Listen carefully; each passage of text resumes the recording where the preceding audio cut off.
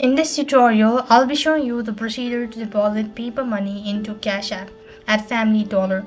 In order to deposit paper money into Cash App at Family Dollar, you'll need to navigate to Paper Money section within the Cash App. Find a nearby Family Dollar location and then Show. First of all, open the Cash App application, search for a paper money deposit location near you. As you do it then you want to select the paper money deposit location, so click the direction option.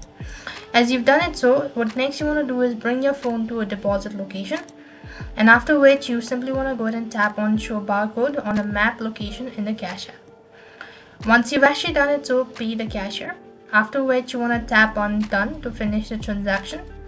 As you've done it you'll have successfully deposited paper money into Cash App at Family Dollar store. That's how it's done. I hope the video was helpful. Make sure to like, share and subscribe.